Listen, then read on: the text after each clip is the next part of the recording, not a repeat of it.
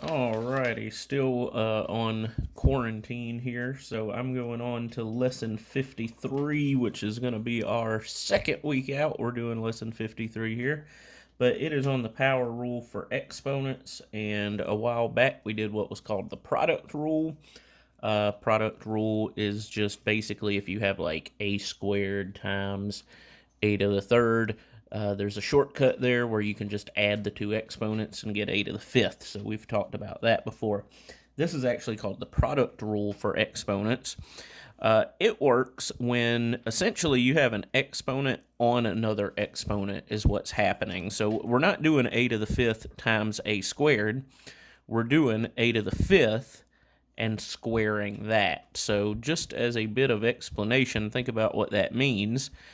You're taking a to the fifth, which is essentially a times a times a times a times a, and you are squaring it. That means you are multiplying it by itself. So again, you're multiplying it by a to the fifth. So when you do that, you end up with 10 of them all together, which means you have a to the 10th. Now that would be really long and annoying to do that every time, so fortunately there's a shortcut for this also. That's what the product rule is. You just take those two exponents and you multiply them. You do 5 times 2 and you get 10. So they get a little more complicated with this as it goes on, but that's the basic gist of it. I'm going to show from page 216 practice problem A. They don't actually give an example with this, but they do give the practice problem, so I'm going to do that. They have 3 to the 0 power, y to the negative second, z to the fifth, all of that over x to the third, and then that entire expression is being raised to the negative third power. So what we're going to do is we're actually going to apply that negative third power to every single one of the exponents here. So it's really not that hard. It's just basic multiplication, and we get our answer. Now for the directions, it does say write the answer with all variables in the numerator. So I can fix that at the end of the problem. To start off with, I'm just going to use this power rule for exponents here.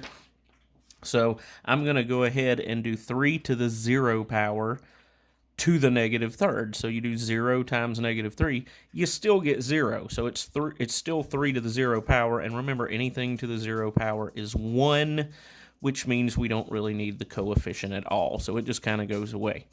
Then you have y to the negative second to the negative third. So you're doing negative 2 times negative 3, and you're getting y to the positive sixth.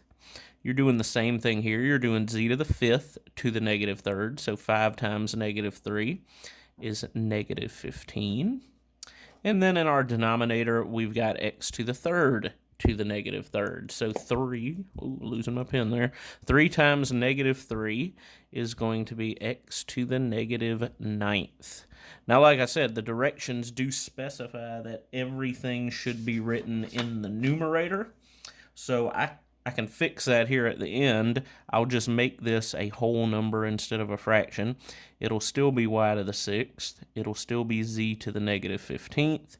But I will bring this x to the negative ninth up into the numerator, and it will become x to the positive ninth. So there's a really good example on that one for you.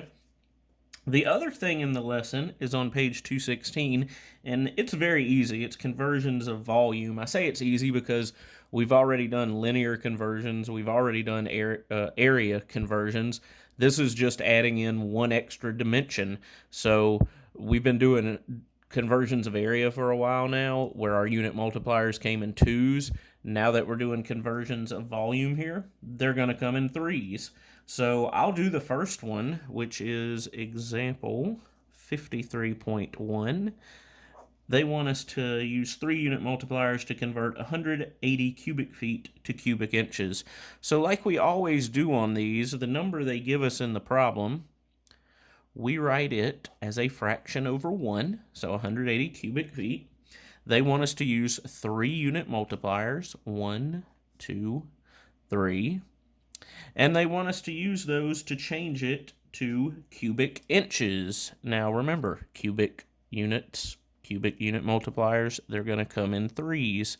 So this is actually going to be inches times inches times inches. And since we had feet on the top, feet will now go on the bottom. And we learned long, long ago that there are 12 inches in a foot. That has not changed. So we get that one extra dimension in there.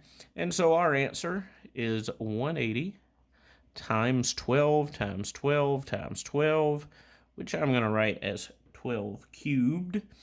And it's going to be in cubic inches. Now, if you want to go through the trouble of multiplying that out, you can. But as always, this is a sufficient answer. It shows me that you understand how to do the problem, and I believe you that you can type that simple problem into a calculator, so there's no reason to do that. You can just write this as an answer. That'll work.